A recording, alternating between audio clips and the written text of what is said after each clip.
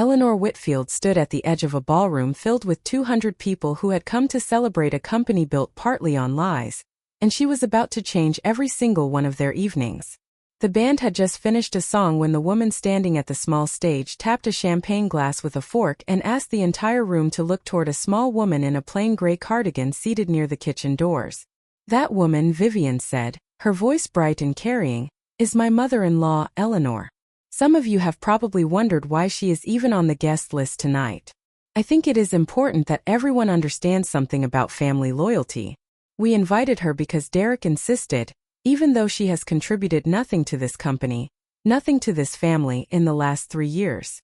Laughter moved through the room in the careful way that expensive laughter always does, restrained enough to look tasteful, cruel enough to land exactly where it was aimed.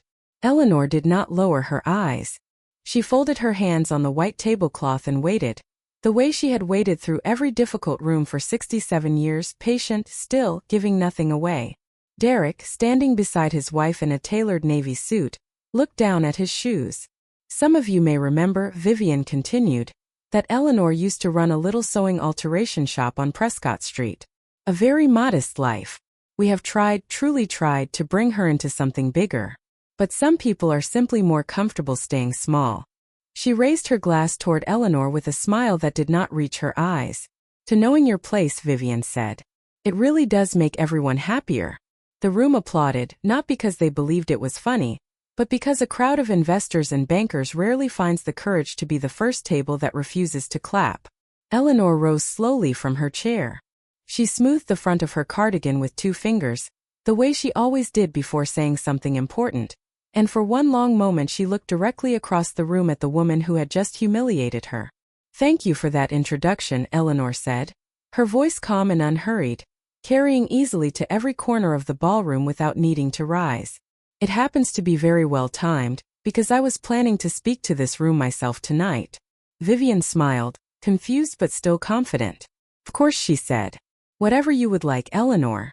Eleanor reached into the plain canvas bag she had carried all evening, the same bag she used for the farmer's market, and withdrew a folder. It was an ordinary folder, manila, slightly worn at the corners. "Before anyone in this room decides where I belong," Eleanor said, "I think you should all know exactly who owns the building we are standing in tonight." The smile did not move for another 3 full seconds. Then slowly it began to fall apart. To understand how that folder came to exist, and how a woman in a $5 cardigan came to hold the fate of an entire company in her hands, it is necessary to go back nearly 4 years to a much smaller room and a much quieter kind of cruelty. Eleanor Jane Whitfield had lived in Ashford Falls her entire life. She had grown up 2 streets over from where she now lived, married a quiet, steady man named Walter when she was 22, and spent the following 4 decades raising their only son Derek in a modest 2-story house on Prescott Street with a porch swing that Walter had built with his own hands the summer before Derek was born. To anyone in town, Eleanor was simply Eleanor. She had run a small alterations and tailoring shop for almost 30 years, mending hems, taking in wedding dresses, teaching 2 generations of local women how to sew a proper buttonhole. She volunteered at the library on Tuesdays. She grew tomatoes that her neighbors swore were the best in the county.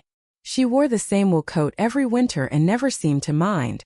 What almost no one in Ashford Falls knew, because Eleanor had never once mentioned it in 4 decades, was that her late father, a quiet and relentlessly private man named Charles Ashworth, had built a small manufacturing tooling company in the years after the war and had, through decades of careful reinvestment rather than spending, transformed it into something considerably larger before his death. When Charles passed, the company itself was sold, but the proceeds, along with several buildings, land parcels, and a controlling position in the regional bank that had financed the original business, were placed into a trust. Eleanor, his only surviving child, had become the sole trustee and primary beneficiary at the age of 34. She had made a decision then that she never fully explained to anyone, including her own husband, though Walter had known the broad shape of it. She would not live as though the money existed. She had watched what sudden wealth did to 2 of her cousins, watched it turn warm people cold and generous people suspicious, and she had decided, quietly and without drama, that she preferred to be judged for who she actually was rather than for what she controlled. The trust was called the Ashworth Family Trust, though very few people outside a small circle of bank officers and attorneys had ever heard the name. Eleanor kept its affairs handled through a single law firm in the city, visited perhaps twice a year, and otherwise let professional managers run the properties and the banking interests exactly as her father had trained them to. Derek had grown up knowing his grandfather once owned a business. He had grown up knowing there was, in his own words, some money somewhere that nobody talked about. But Eleanor had made a rule early in his childhood, and had kept it without exception. The trust would never become a factor in how Derek understood his own worth. He would build his own life, earn his own achievements, and know that his mother loved him regardless of what he built. That decision had seemed right for 38 years. Walter died of a heart attack in early spring, 3 years before the night of the anniversary event, collapsing in the garden while trimming the roses he had planted the year Derek graduated high school. Eleanor found him there in the late afternoon light, and something in her that had always been steady broke quietly and permanently in a way she never spoke of to anyone. Derek was 39 at the time, married for 6 years to a woman named Vivian, and running an events and marketing company called Cross Whitfield Creative, a name Vivian had insisted on, positioning her own name first. Vivian had grown up in circumstances she described, depending on the audience, as either modest or difficult, and she had built her entire adult identity around never appearing to be either again. She was intelligent, ambitious, and relentlessly image-conscious. She had married Derek believing, based on a handful of comments he had made early in their relationship about a grandfather who once built something significant, that real family money existed somewhere behind the unremarkable house on Prescott Street. For years she had watched Eleanor for signs of it. She found none. Eleanor drove a 12-year-old sedan. She clipped coupons. She wore the same brown loafers to church for 6 consecutive years.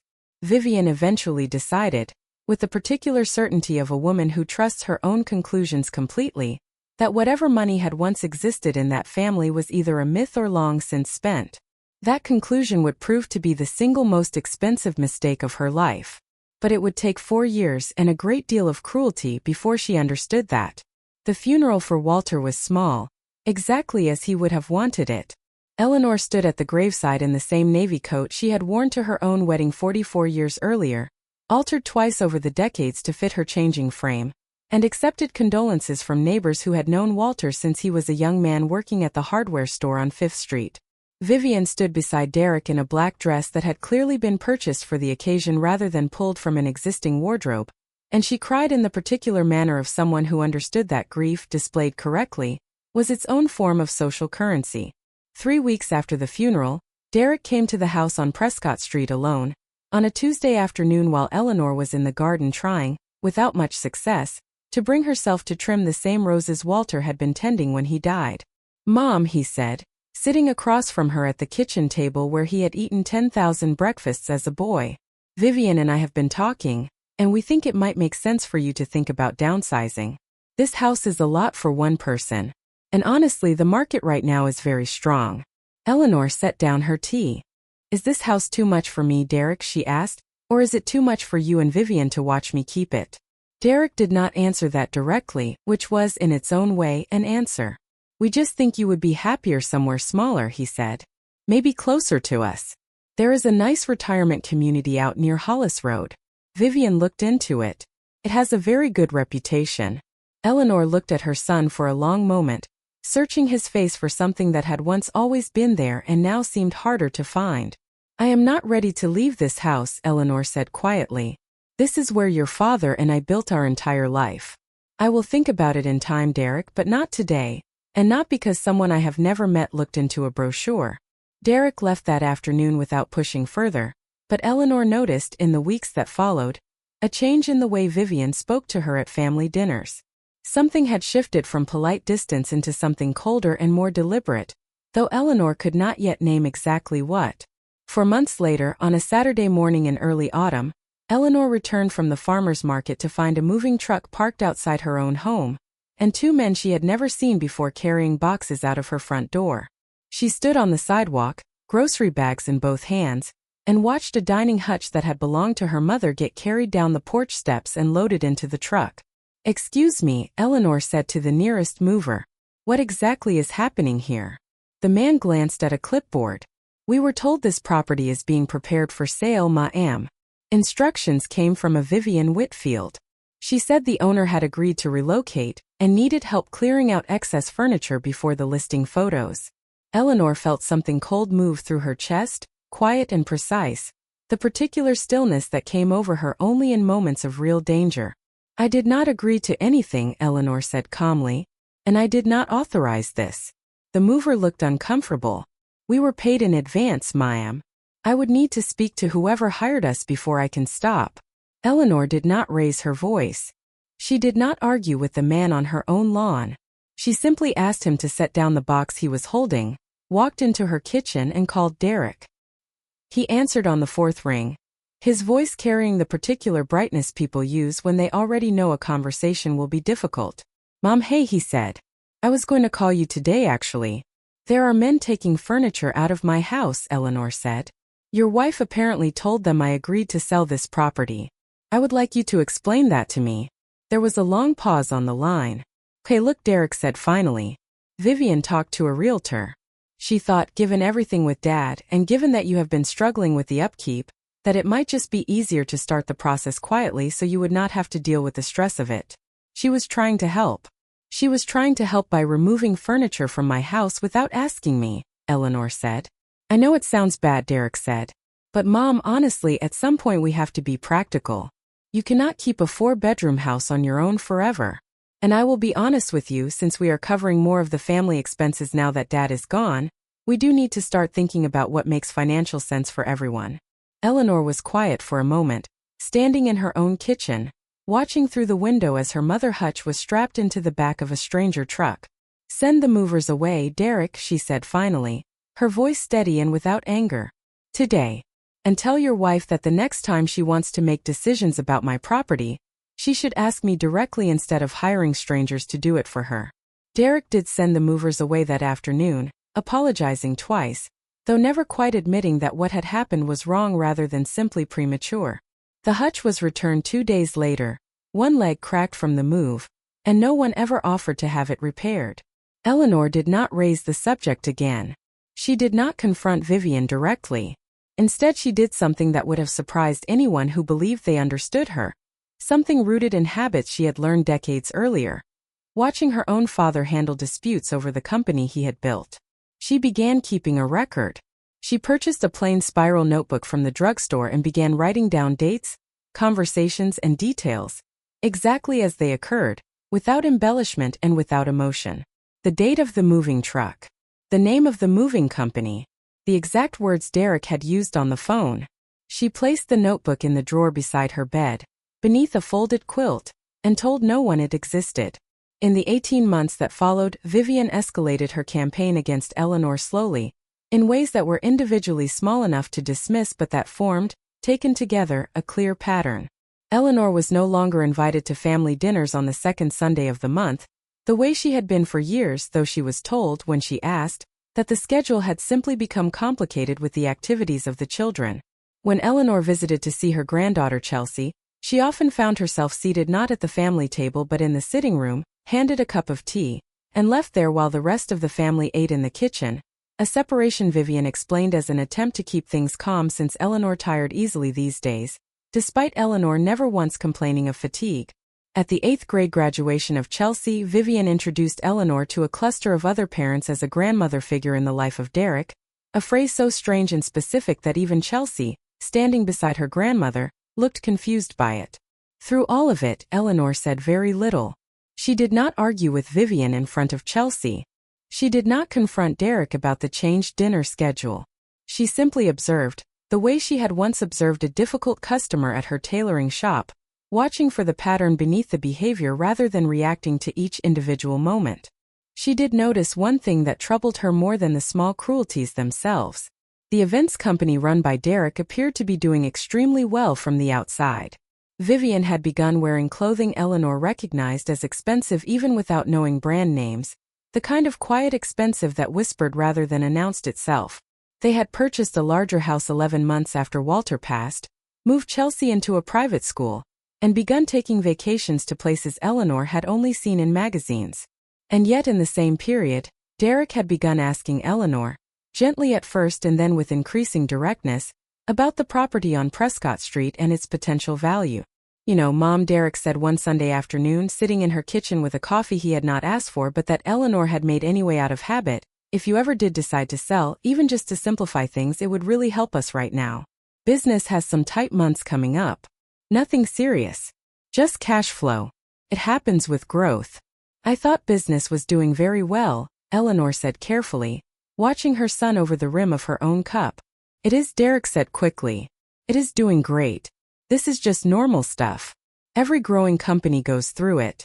Eleanor did not offer to sell the house that day, and she did not offer him money either, though she could have, quietly and without any strain to herself whatsoever. Instead, she asked a single question that she had learned decades earlier was the most useful question a careful person could ask.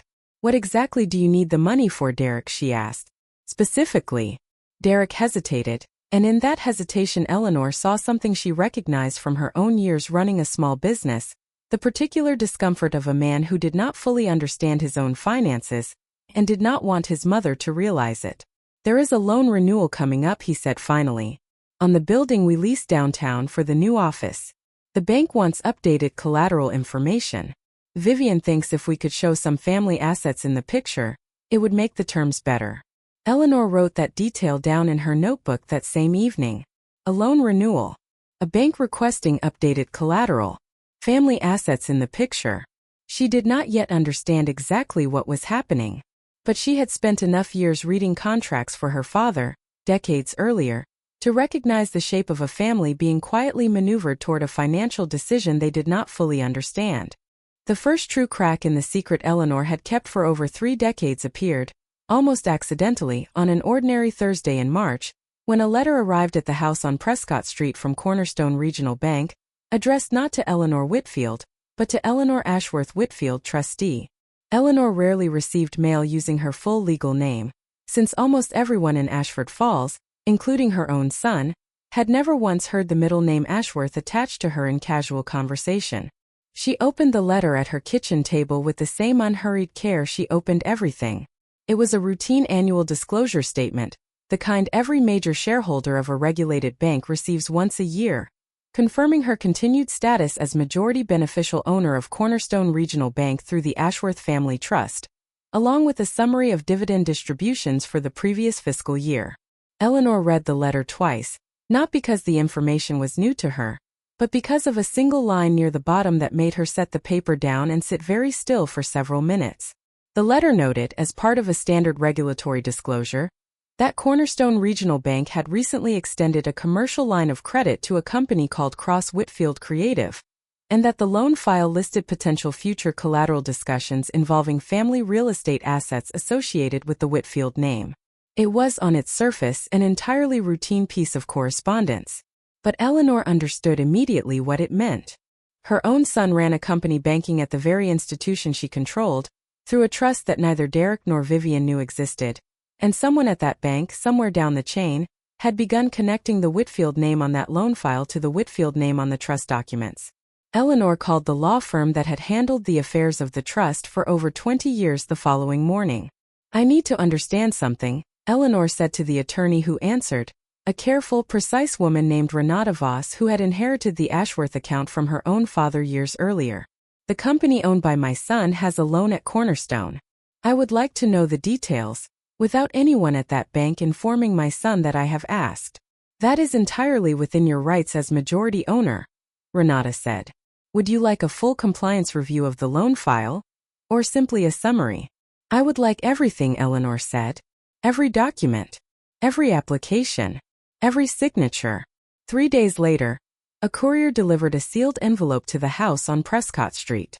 Inside, Eleanor found the complete loan file for Cross Whitfield Creative, and as she read through it at her kitchen table with a cup of tea slowly going cold beside her, the shape of what her son and daughter-in-law had actually built over the previous 3 years finally became clear.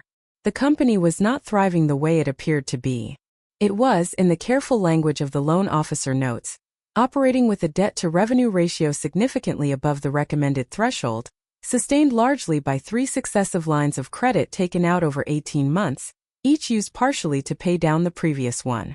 The most recent application, submitted only 6 weeks earlier, requested an increase in the credit line from $400,000 to $900,000, and it listed, under proposed future collateral, a residential property located at 214 Prescott Street, Ashford Falls, currently held in the sole name of Eleanor Whitfield, described in the application as a family asset expected to be transferred to the business principals within the next 12 months through anticipated inheritance restructuring. Eleanor read that sentence 4 times. Her own home, the house Walter had built a porch swing for, the house where she had raised her son, had been listed on a bank loan application as future collateral, based on an inheritance restructuring that Eleanor had never discussed, never agreed to, and had certainly never authorized. She closed the file and sat for a long time in her quiet kitchen, listening to the clock above the stove, feeling something inside her settle into a decision the way cement settles into its final shape. She was not going to confront Derek immediately. She was not going to call Vivian and demand an explanation. She understood, with the clarity of someone who had spent a lifetime reading contracts and reading people, that a confrontation now would only teach them to be more careful, to hide their intentions more completely, before she had gathered everything she needed. Instead, she picked up the phone and called Renata Voss a second time. "I want you to do something for me," Eleanor said. "I want you to authorize a compliance flag on that loan file. Nothing that alerts the borrower. I simply want to know immediately if any additional documents are submitted using my name, or referencing that property going forward." "Consider it done," Renata said. "May I ask what you are planning, Eleanor?" "I am planning to wait," Eleanor said. "And to watch. People who believe no one is paying attention tend to eventually show you exactly who they are." 6 weeks after Eleanor read the loan file, Vivian invited her to lunch for the first time in nearly a year, at a restaurant downtown that Eleanor had never been able to afford on her own income, and had certainly never been taken to before. Vivian arrived 15 minutes late, dressed in a blazer Eleanor now recognized, with new and unwelcome clarity, as costing roughly what Eleanor spent on groceries in 3 months. "Eleanor," Vivian said warmly, sliding into the booth across from her, "thank you so much for coming. I know things have felt a little distant lately, and I wanted to fix that." "I would like that very much," Eleanor said, and meant it, though not in the way Vivian assumed. They ordered, and for nearly 20 minutes Vivian spoke about Chelsea and her school activities, about a charity gala the company was sponsoring, about a recent vacation to the coast, filling the space between them with the kind of pleasant, practiced conversation that revealed nothing while appearing to reveal everything. Then, as the plates were cleared, Vivian reached into her handbag and set a folder on the table, sliding it toward Eleanor with 2 fingers. "I wanted to talk to you about something important," Vivian said, her voice shifting into a gentler, more careful register. "Derek and I have been thinking a lot about the future, about making sure everything is properly planned so there is no confusion or stress for anyone later." Eleanor opened the folder. Inside was a document titled Estate Planning Memorandum, drafted, according to the letterhead, by an attorney Eleanor had never heard of, practicing out of an office 2 towns over. "We had a lawyer put together a simple plan," Vivian continued. "Nothing complicated. It basically outlines that the house on Prescott Street would eventually transfer to Derek, since he is your only child, which makes complete sense. And it sets up something called a living trust that would let Derek manage things on your behalf if anything ever happened where you could not manage them yourself. Health issues, memory issues, that kind of thing. It is really just a precaution. Everyone does this eventually." Eleanor read through the document slowly, aware of Vivian watching her closely across the table. The memorandum proposed exactly what the loan file had hinted at 6 weeks earlier. It established a revocable living trust naming Derek as trustee, with Vivian as successor trustee, granting them authority to manage, transfer, or encumber the real property of Eleanor, including the house on Prescott Street, under circumstances that the document defined so broadly: incapacity due to age-related decline or any condition affecting sound financial judgment, that they could plausibly be invoked at almost any time Vivian decided was convenient. "It is a very thoughtful document," Eleanor said carefully, closing the folder. "I have some questions before I would consider signing anything like this." "Of course," Vivian said, though something flickered briefly behind her eyes, something that looked almost like impatience. "Who determines whether I have this incapacity due to age-related decline?" Eleanor asked. "The document specifies 2 physicians," Vivian said smoothly. "Standard practice." "Chosen by whom?" Eleanor asked. "Well, chosen by the trustee," Vivian said. "That would be Derek." So Derek would choose the physicians who determine whether Derek gets control of my house, Eleanor said. Her voice mild and unhurried, the way it always was. When you say it like that it sounds strange, Vivian said, a small careful laugh in her voice. But Eleanor, this is just how these documents are normally structured. It protects the family from having to go through court guardianship, which is expensive and public and humiliating for everyone. Eleanor looked at her daughter-in-law for a long moment, and in that moment she understood, with complete and final clarity, exactly what kind of person she was dealing with. I will take this home and read it fully, Eleanor said, sliding the folder back across the table. I do not sign documents at lunch, Vivian. I never have. Of course, Vivian said, recovering her smile quickly. No rush at all. Whenever you are ready. Eleanor did take the document home. She read it fully that evening twice at her kitchen table, and then she placed it inside a manila envelope, drove to the office of Renata Voss the following morning, and set it on the desk. I would like your professional opinion of this, Eleanor said. And I would like to know who wrote it. Renata read through the document with the particular stillness of a lawyer, who recognizes a problem immediately but wants to be certain before saying so out loud. This is a very aggressive document, Renata said finally. If you sign this, your son and daughter-in-law would have near total control over your primary residence, triggered by a standard they themselves control. I would strongly advise against signing anything close to this. May I ask something directly, Eleanor? Please, Eleanor said. Does your son know about the trust? Renata asked. About Cornerstone? About any of it? No, Eleanor said. He does not. Renata set the document down and folded her hands. Then I think you need to consider the possibility, Renata said carefully, that your daughter-in-law is not simply trying to help manage your affairs. She may be trying to secure control of the one asset she believes exists, before either of you ever discovers what actually exists. Eleanor was quiet for a long moment, looking out the office window at the street below, where an ordinary Tuesday continued exactly as it always had, indifferent to everything Eleanor had just learned about the people she loved most. I believe you may be right, Eleanor said finally, which means it is time I start preparing more carefully than I have been. Eleanor did not sign the estate planning memorandum, and she did not immediately tell Vivian or Derek she had refused. Instead, over the following 2 months, she began responding to their occasional gentle follow-up questions with the same unhurried, non-committal answer, that she was still thinking it over, that these things took time, that she wanted to be careful. During those same 2 months, the compliance flag Renata had placed on the Cornerstone loan file produced 3 separate alerts, and it was through the third of these alerts that Eleanor met the woman who would become the most important ally in everything that followed. Nora Kim was 29 years old, a compliance officer at Cornerstone Regional Bank who had transferred from the audit department 18 months earlier, and who took a degree of pride in her work that some of her colleagues found excessive.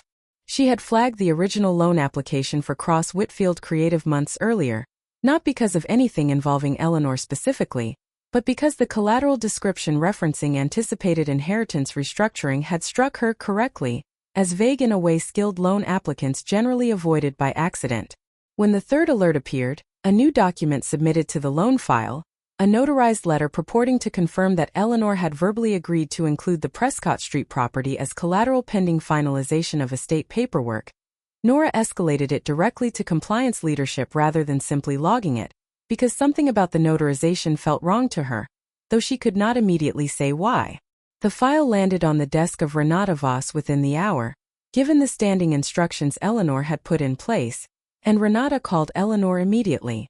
There is a new document in the loan file, Renata said. A letter claiming you verbally agreed to use your property as collateral. It is notarized. I never agreed to any such thing, Eleanor said, her voice remaining steady even as something cold moved through her chest. I have never met a notary in connection with anything involving that company. Then someone forged this or arranged for a notary to certify something that did not actually happen in front of them, Renata said. Eleanor, this is no longer a matter of aggressive estate planning. If what you are telling me is accurate, this is fraud. 2 days later, at the request of Renata, Eleanor met privately with Nora Kim at a small coffee shop 3 blocks from the bank, a location chosen specifically because it was unlikely anyone connected to Cross Whitfield Creative would happen to walk past. Nora arrived carrying a slim folder of her own, and Eleanor recognized immediately in the careful, watchful way the younger woman held herself. Someone who had decided to take a risk she was not entirely certain would be rewarded. Mrs. Whitfield, Nora said, sitting down across from her, I want to be honest with you before we start. I do not fully understand who you are within this bank structure. I was told to treat this meeting with a very high level of confidentiality, and to bring you everything I have found. I have never been given an instruction like that in 3 years working there. I understand that must feel strange, Eleanor said gently. I promise you will understand it fully before this is finished. For now I would simply like to know what you found. Nora opened her folder. The notary who certified the letter, she said, is licensed under the name Patricia Renwick. According to the county registry, her commission is valid. But when I called the number listed for her office to verify the notarization, the call went to a private cell phone, and the woman who answered identified herself as an assistant working directly for Cross Whitfield Creative, not as an independent notary running her own practice. That is a significant irregularity, Eleanor said. Gets worse, Nora said. I pulled the appointment calendar Patricia Renwick maintains for her notary business, which is public record for licensing purposes. There is no appointment logged on the date this letter claims you signed it. And Mrs. Whitfield, I checked because it seemed important. On that specific date, according to a public library reading group sign-in sheet I was able to access, you were at the Ashford Falls Public Library from 10 in the morning until noon. 3 hours before this document says you were meeting with a notary across town. Eleanor sat back slowly in her chair. You checked a library sign-in sheet, Eleanor said, something that was almost a smile touching the corner of her mouth for the first time in weeks. I did not know what else to do with the doubt I was feeling, Nora said. I am sorry if that was inappropriate. It was resourceful, Eleanor said. It was exactly the kind of thing I would have done myself 40 years ago. Miss Kim, I would like to ask you something, and I want you to think carefully before you answer, because what I am about to tell you cannot leave this table until I say it can. Nora nodded, her expression serious. I control this bank, Eleanor said quietly. Not as an employee. As the majority beneficial owner, through a family trust that has existed since long before you or my son were born. I did not tell you this to impress you. I am telling you because you are the only person at Cornerstone who has shown me, through your own diligence, that you can be trusted with something delicate. A fraud is being committed against me by members of my own family, and I intend to build a case against them so complete that no lawyer, no judge, and no amount of money will be able to argue their way out of it. I would like your help doing that properly through legitimate channels documented at every step. Will you help me, Nora? Nora Kim was quiet for several seconds, and when she finally answered, her voice was steady in a way that told Eleanor she had chosen correctly. Yes, Nora said. I will help you. But Mrs. Whitfield, I need you to understand something too. I am not doing this because you own the bank. I am doing this because falsifying a notarization is a crime, and because whoever did this needs to be stopped regardless of whose mother they targeted. That, Eleanor said, is exactly the answer I was hoping to hear. For the next 4 months, Eleanor did something that required more discipline than almost anything else in her long and generally patient life. She did nothing visible at all. She continued attending the occasional family dinner when invited, continued accepting the small daily humiliations Vivian offered without complaint, continued telling Derek, whenever he gently raised the subject of the estate planning documents, that she was still thinking it over. She allowed Vivian to believe, completely and without suspicion, that an elderly widow with a modest pension and an old house was slowly, reluctantly, being worn down into compliance. Behind that quiet surface a great deal was happening. Nora Kim, working carefully within the bounds of her actual job responsibilities and documenting every step through proper compliance channels, uncovered a second forged document 3 weeks after the first meeting, a purported financial disclosure form claiming Eleanor had voluntarily reported the Prescott Street property as an asset available for business collateral, submitted to the loan file with a signature that a forensic document examiner retained by Renata would later confirm did not match any authenticated sample of the actual signature of Eleanor. Renata, meanwhile, quietly filed the necessary paperwork with the district attorney office in the county, not to trigger an immediate investigation, but to establish a formal record of the fraud complaint, dated and time-stamped, so that no one could later claim the case had been assembled after the fact. And the events company, propped up increasingly by credit rather than actual revenue, continued its trajectory exactly as Eleanor had begun to expect. Emboldened by what Vivian believed was imminent access to the Prescott Street property as collateral, the company took on a significant new lease for a second office location downtown, expanded its staff by 6 employees, and began planning a large public event to announce what Vivian was calling, in a press release Eleanor read online from her kitchen table, the next chapter for Cross Whitfield Creative. The event, scheduled for a Saturday evening in late autumn at a downtown event space, was billed as both a company anniversary celebration and a launch party for the newly expanded offices. Investors, local business leaders, and members of the press had all been invited. Vivian, according to the same press release, planned to announce during the event a significant new investment round that would, in her own words, position Cross Whitfield Creative as the premier creative agency in the entire region. Eleanor read the announcement 3 times, then closed her laptop and called Renata. "I believe I understand now why the second loan increase request came through last week," Eleanor said.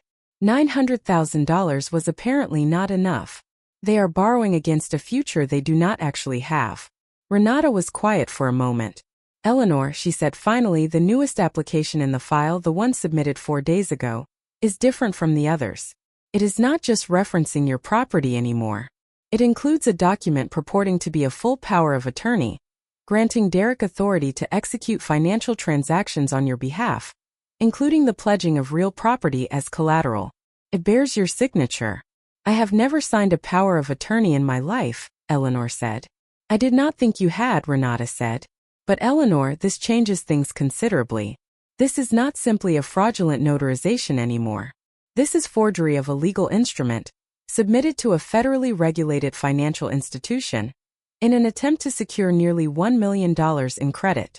This is serious enough that if we move on it now, it could end the company, and quite possibly end with criminal charges against your son directly, not only Vivian." Eleanor sat with that for a long moment, feeling the particular weight of a decision she had known, somewhere in the back of her mind, she would eventually have to make. "Do we have everything we need?" Eleanor asked finally. "Everything documented properly, that would hold up completely without any ambiguity in front of a judge, a jury, or 200 people in a room. We have almost everything," Renata said. "There is one piece missing. Right now everything we have shows that fraudulent documents were submitted to the bank. What we do not yet have is direct, undeniable evidence connecting Vivian specifically to the creation of those documents, rather than simply their use. The signature of Derek appears on the power of attorney forgery. But without more, a skilled attorney could argue Derek acted alone, protecting Vivian entirely, or argue that neither of them knew the documents were fraudulent and were themselves deceived by some unnamed third party." Eleanor thought of the notary appointment calendar with no matching entry.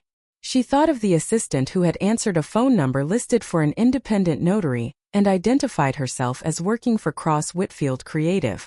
She thought of Vivian sliding a folder across a restaurant table with 2 careful fingers, speaking in the gentle, reasonable voice of someone who had rehearsed every word in advance. "Then we wait for the missing piece," Eleanor said. "And I believe I know exactly where to look for it." The assistant who had answered the phone number for the notary Patricia Renwick was named Bree Colton, a 23-year-old junior employee at Cross Whitfield Creative who had been hired 8 months earlier to handle scheduling and administrative support for Vivian directly. Eleanor learned her name from Nora, who had obtained it through entirely proper means, cross-referencing the phone number against employment records the bank already had on file as part of standard due diligence for the primary banking relationship of the company. Eleanor did not approach Bree directly. Instead, she asked Renata to arrange a quiet, informal conversation, framed honestly, as an attorney representing a family member concerned about certain financial documents, without revealing the full scope of what Eleanor controlled or what was actually at stake.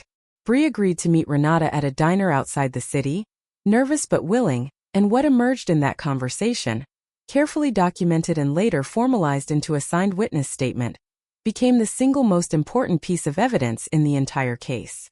Bree explained that approximately 5 months earlier, Vivian had asked her to notarize a small stack of documents using a notary commission Bree herself had obtained the previous year, initially intended for helping process routine business paperwork for the company.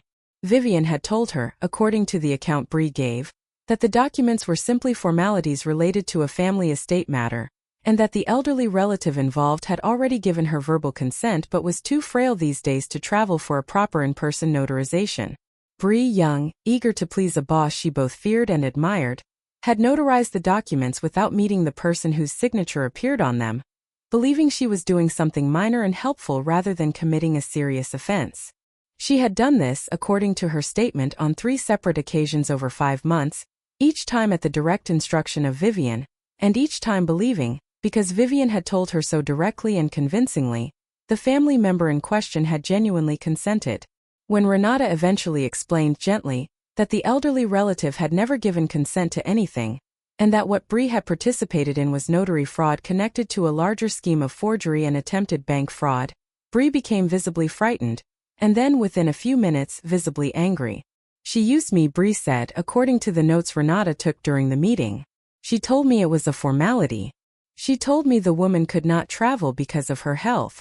I have text messages from her explaining exactly what to write on each document. I kept them because something about it always felt strange to me, even though I did what she asked. Bree produced those text messages during the meeting, screenshots she had saved to a private folder on her phone precisely because some instinct in her had recognized, even at the time, that she might one day need to prove she had not acted independently. The messages spanning 5 months showed Vivian providing specific instructions for each fraudulent notarization, including in one message that Renata would later describe as the single most damaging piece of evidence in the entire case, an explicit instruction reading, "Use the same signature sample I sent you last time. She signs her name exactly like that. I have seen her checks." Eleanor was at home on Prescott Street when Renata called her that evening to report what had been found. "We have it," Renata said. "We have direct evidence, in her own written words, that Vivian orchestrated the creation of forged notarizations, instructed a junior employee in how to replicate your signature, and did so on at least 3 separate occasions over 5 months, each connected to fraudulent submissions to a federally regulated bank. Eleanor, this is more than enough. We could file criminal charges immediately." Eleanor sat quietly at her kitchen table, looking out at the garden where the roses of Walter were beginning their final bloom before winter, and she thought for a long moment before answering. "Not yet," Eleanor said finally. Renata was surprised into silence for a moment. "Eleanor," she said carefully, "I want to make sure I understand you correctly. We have everything necessary to stop this immediately, to protect you and the bank from any further exposure. Why would we wait? Because Vivian has spent 4 years believing I am a woman with nothing worth respecting," Eleanor said. "She has built an entire public event around that belief.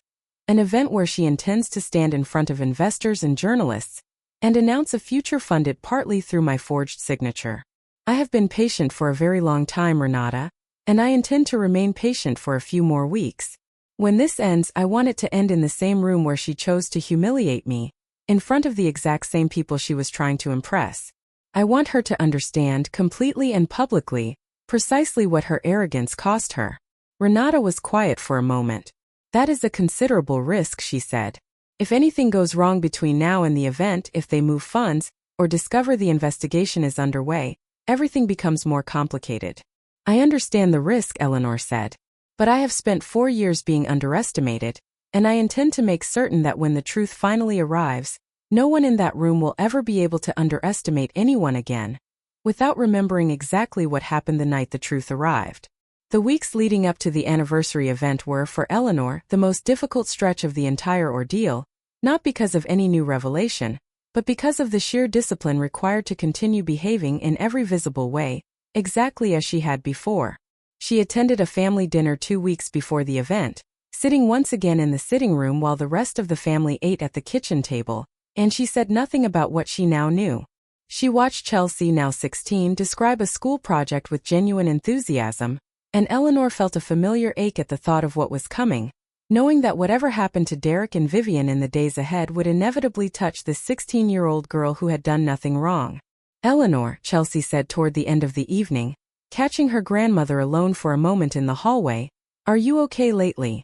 You seem different." "Not bad different. Just, I do not know.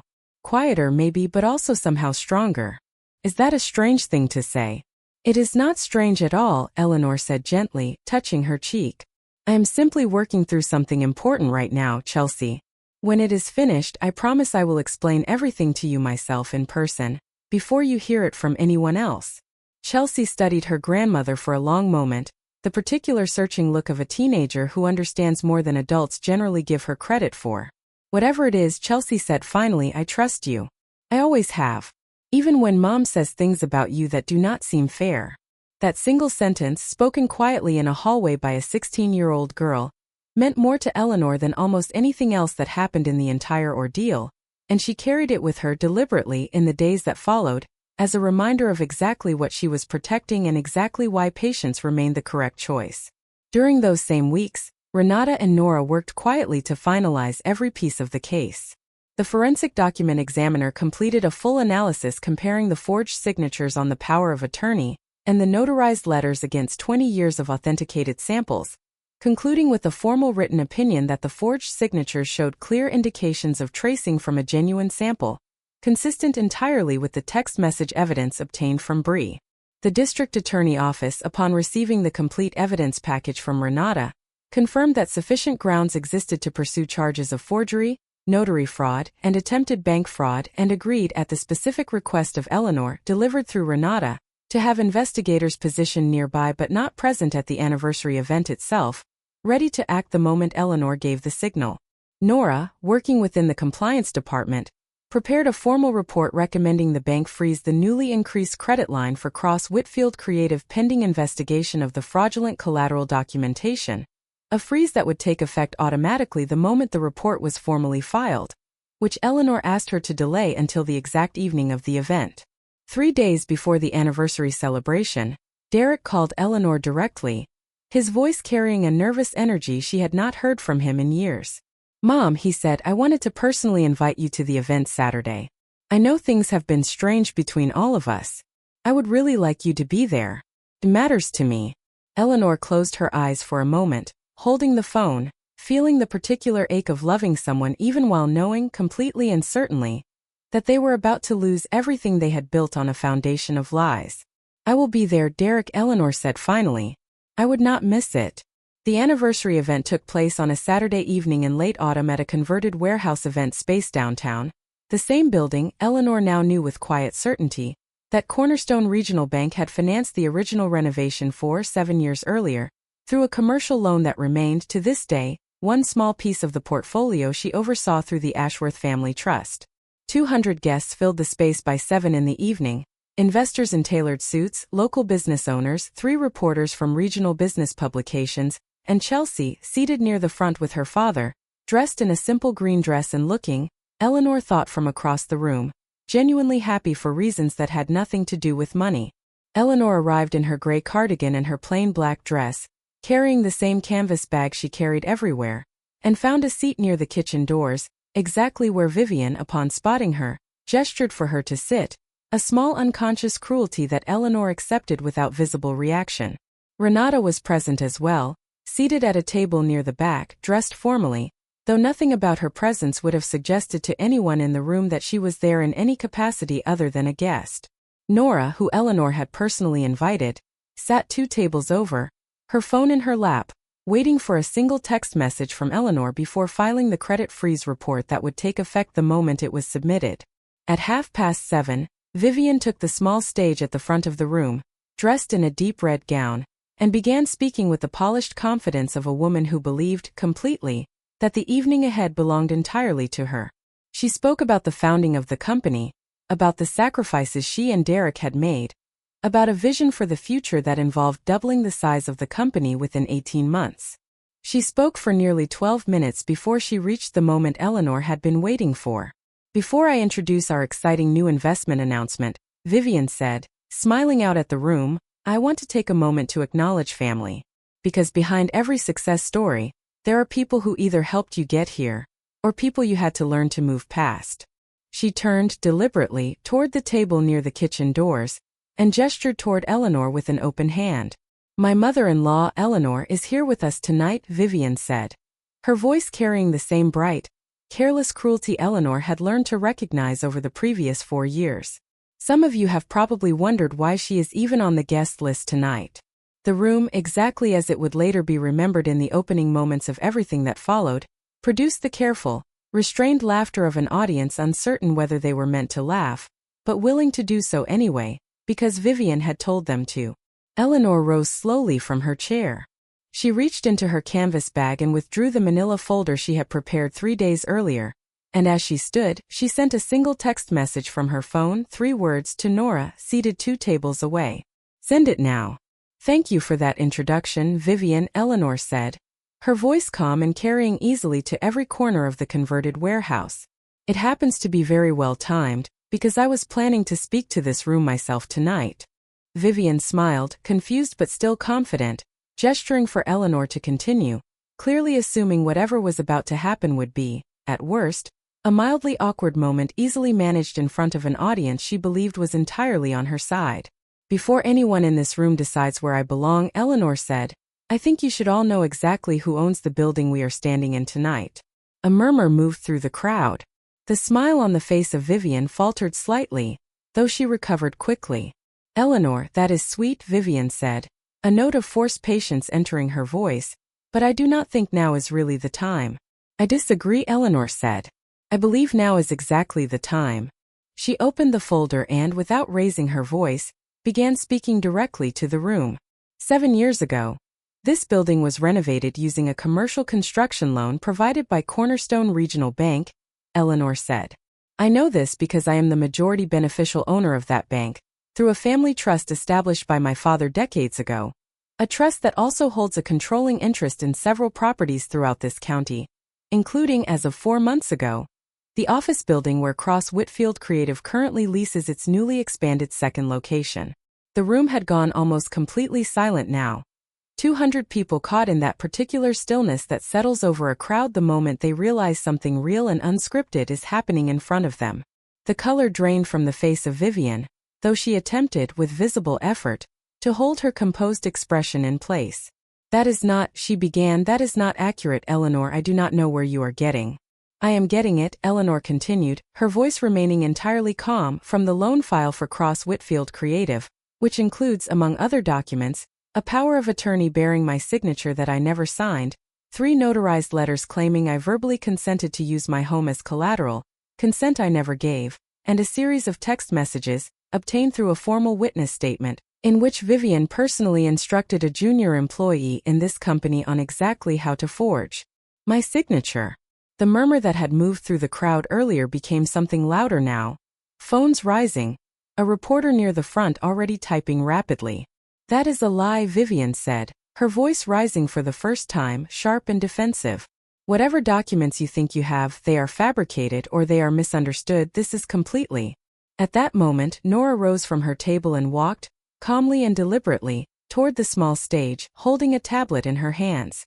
"My name is Nora Kim," she said, her voice steady despite her obvious nerves, addressing the room directly rather than Vivian. "I am a compliance officer with Cornerstone Regional Bank. As of 6 minutes ago, I filed a formal report freezing the credit line extended to Cross Whitfield Creative, based on a documented finding of forged collateral documentation submitted to our institution."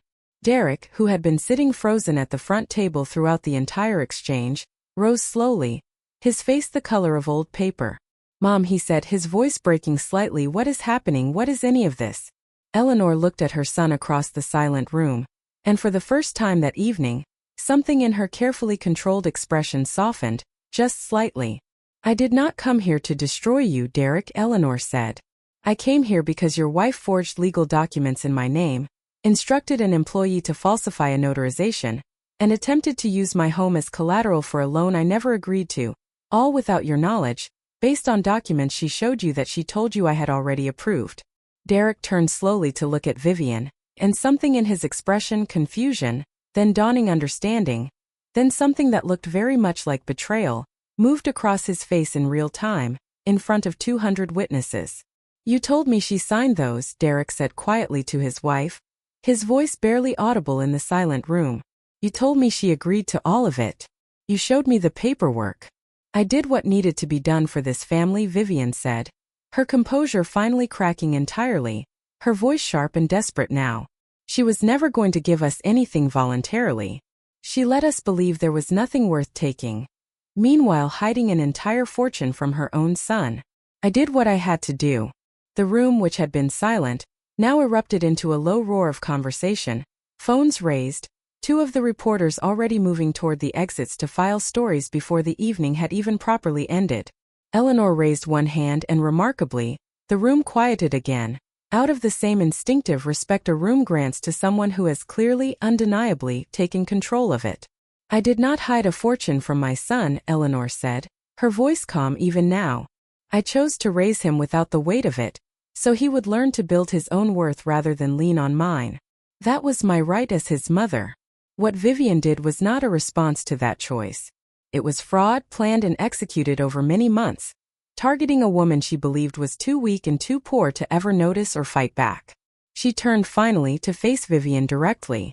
You were right about one thing, Eleanor said. I am not the woman you thought I was. But you were wrong about everything else. I noticed everything. And I have been building this case for 8 months. Two men in plain clothes, who had been standing near the entrance for the previous 20 minutes without drawing attention, began moving quietly through the crowd toward the small stage. The consequences that followed unfolded over the following several months, exactly as Renata had predicted they would, methodically and without any need for further dramatic intervention from Eleanor herself. Vivian was charged with forgery, notary fraud and attempted bank fraud, based on the complete evidence package Renata had assembled, including the forensic signature analysis and the witness statement and preserved text messages from Bree. Facing overwhelming documentation, her eventual attorney negotiated a plea agreement rather than risk trial, resulting in a sentence of 18 months, along with a lengthy period of probation and a permanent restriction preventing her from holding any position involving financial or notary authority. Cross Whitfield Creative, stripped of its fraudulently secured credit line and unable to meet its existing debt obligations without it, entered bankruptcy proceedings within 3 months. Derek, who was found to have signed certain documents without adequate diligence but who cooperated fully with investigators once he understood the full scope of what had happened, faced no criminal charges himself, though he lost the business entirely and spent the following year working as an operations manager for a marketing firm 2 counties over, rebuilding both his finances and, more slowly, his understanding of the family he had allowed himself to be pulled away from. Bree, whose cooperation had proven decisive to the entire case, avoided prosecution herself in exchange for her full and voluntary testimony, and Eleanor, through a scholarship fund she established quietly through the Ashworth Family Trust, later ensured that Bree, who had genuinely been manipulated by someone far more experienced and far more calculating than herself, was able to complete a paralegal certification program she had always wanted to pursue but had never been able to afford. Derek came to the house on Prescott Street 6 weeks after the anniversary event, sitting once again at the kitchen table where he had eaten 10,000 breakfasts as a boy, and for the first time in over 3 years he cried in front of his mother without any attempt to hide it. "I am so sorry, Mom," he said. "I let myself believe things I should have questioned, because it was easier than admitting my marriage and my business were both built on something unstable. I let her convince me you were the problem, when the truth was I was too afraid to look closely at anything." Eleanor reached across the table and took her hand of her son, the way she had 1,000 times when he was small and frightened of something in the dark. "You made mistakes, Derek," Eleanor said gently. "But you are not the person who forged documents in my name. You are the person who, the moment you understood the truth, chose honesty over protecting yourself. That matters. It matters a great deal." "Why did you never tell me?" Derek asked quietly. "About any of it? The trust, the bank, all of it? Why did I have to learn about my own family through a courtroom filing?"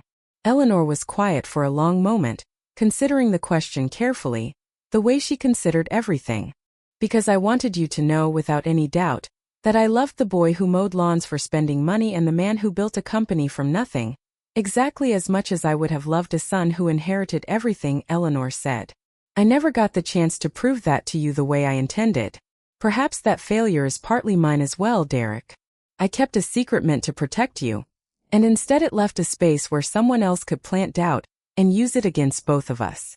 Derek nodded slowly, wiping his eyes. "Will you teach me?" he asked finally. "Not the money. I do not care about that right now. I mean, will you teach me who grandfather actually was?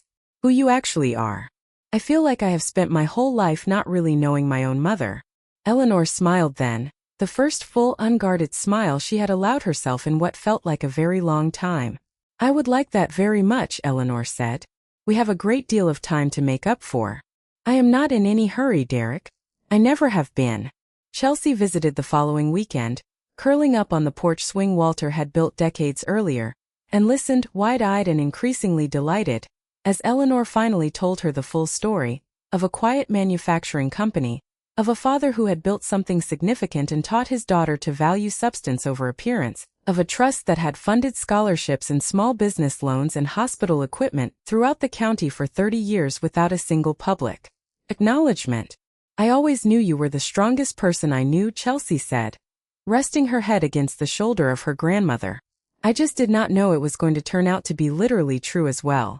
Eleanor laughed softly, wrapping an arm around her granddaughter, and looked out over the garden where the roses Walter had planted continued blooming, season after season, exactly as they always had, patient and steady, rooted deeply in ground that had never once needed to prove its own worth to anyone. She had spent 4 years being underestimated, dismissed, and quietly humiliated by someone who mistook her calm for weakness and her patience for surrender. In the end, it had not been wealth or power that saved her, though both had certainly helped. It had been the same qualities that had carried her through 67 years of an ordinary, dignified life. Observation, patience, the willingness to gather truth quietly, and the courage to use it, finally exactly when it mattered most.